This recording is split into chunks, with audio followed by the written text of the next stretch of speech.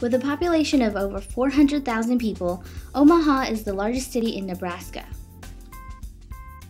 When I ask people, what is there to do in Nebraska, I always get the answer, well, there's the Henry Doorly Zoo.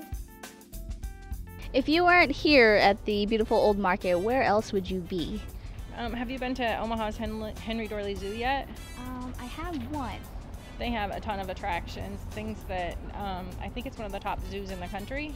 And they have the place where the penguins are, they have a desert.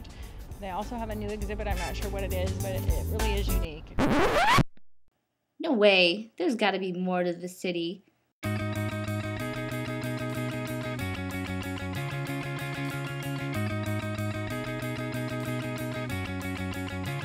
Welcome to another episode of Staycations TV. This time, we're in Omaha. I'm your host, Tracy Wong.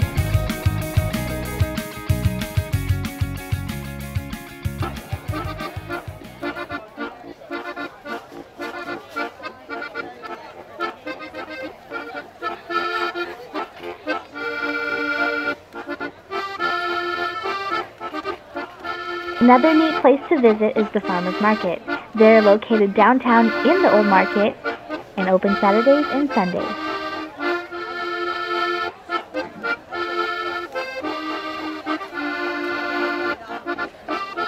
When you get here, you'll have to stop by J Paste. J Paste is a citrus-based habanero blend that can be used by, well, anyone who likes to spice up their food. Feel me this? There's a champion right here. Alright, well done. It's really good. It's sweet and tangy, but you gotta take it slow. It's pretty intense.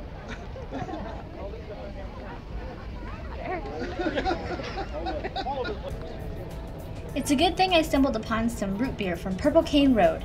This locally brewed bubbly was my lifesaver. In a cup. Thank you. Do you have any ice cream? I do not. Oh, dang it. No ice cream. Okay. Thank you. Really good. You'll have plenty of time to experience all of this, and then some. The farmers market opens up in May and closes up around mid-October.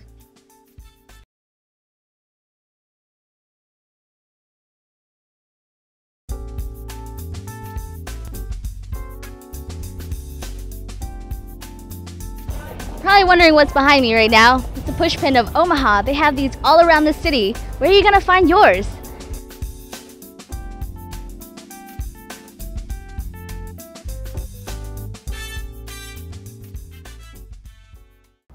Welcome to another episode of Staycations TV in Omaha, Nebraska. I'm at Kerry Pedestrian Bridge, where it connects Omaha, Nebraska to Council Bluffs, Iowa.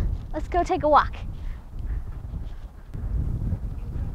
This is the longest pedestrian bridge to link two states. It's almost a mile long and stands 60 feet above the Missouri River.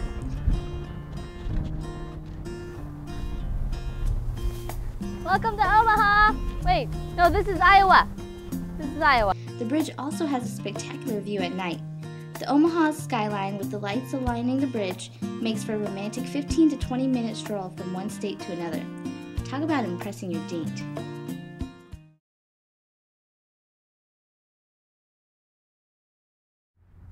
On our first segment, we're going to take you to a lovely vineyard that offers homebrewed beer and live music. Just 15 minutes from Omaha, this winery is a hidden treasure. Well, it started about a little over 10 years ago, back in 2001. I was a home wine and beer maker for a lot of years. And as an airline pilot, which I was at the time and still am, we had some thoughts of whether that career would continue forever. So we wanted to do something else in addition to the home winemaking, so we decided to do a winery. I kind of took Sharon's kicking and screaming off the cliff, I must say. It took a long time to convince her to do it, but we looked for land for about 10 months back in 2001. Found this particular plot of land. Actually, Sharon drove the decision to come closer to Omaha, which I thought was a really good decision in retrospect. Sharon and Jim were nice enough to take me behind the scenes of the winery, which is also now a brewery. Huh, look at this. We're the same height. Okay, I'm gonna move away before you run me over. Well, this is the accumulation of the red fermentation, where we take the must, which is mostly fermented, as Sharon was saying earlier, and we press it to extract the alcohol and the remainder of the juice that hasn't fermented, and we press it in here, and it squeezes very gently, and then we pump that wine, which is now mostly wine, out. And right now we're putting it back in this one big tank, the 2,500 gallon tank right there.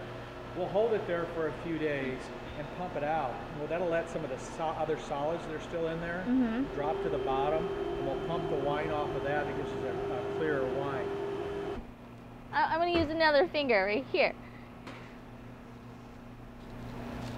You can taste it. It's the beginning of wine.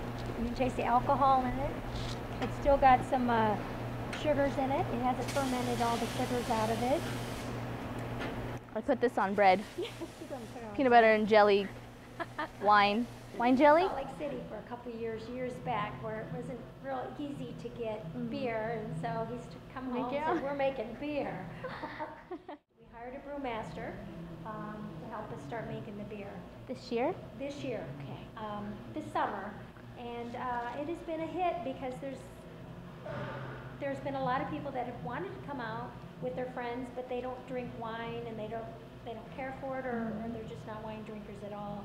And now that we have the beer, they're like, great, we're coming out. And so we please everybody now. Tours by appointment, so that we know that we'll have enough staffing for when the people come in, and we give tours of the production area, give a talk about the wine and the history of the vineyard, and then we allow them, they are able to go outside and walk through the vineyard on a self-guided tour, just out relaxing. And even if we're unable to give a tour of the entire facility, you can actually see the wine production area from the tasting room above. So you'll always be able to see what's going on at any one time.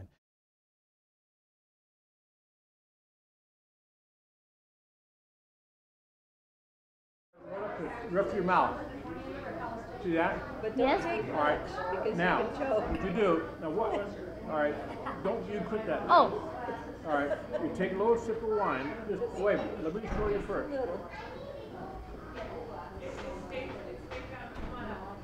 And it kind of comes back to your back of your palate, and you really pick up the different flavors. Now, don't take too much because you can choke if you're not used to it. I'm going to face this way then, so just in case I do, I'm going to spit on the camera. Start off like this first. Like you're breathing air in, but be careful. So now, roll your tongue back.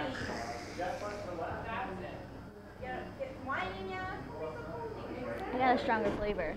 It's the secret sauce, it tastes better. So she's going to try from this year. Try what it tastes Ooh, like this year. I'm going to hold one at a time. Okay. So I don't look like a lush or anything. Not on camera.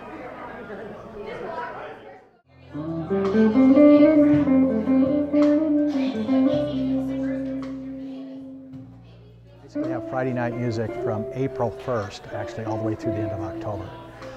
Weather permitting, it'll always be outdoors. If it's not, we'll move it indoors like we had to today. But we do have acoustic music every Sunday throughout the entire year. We're never closed. We're open every week of the year. We're closed for major holidays, but open, like I said, year-round. After the wine lesson and new party trick I learned from Howard and his lovely wife, Kathy, I realized that my time there wasn't enough.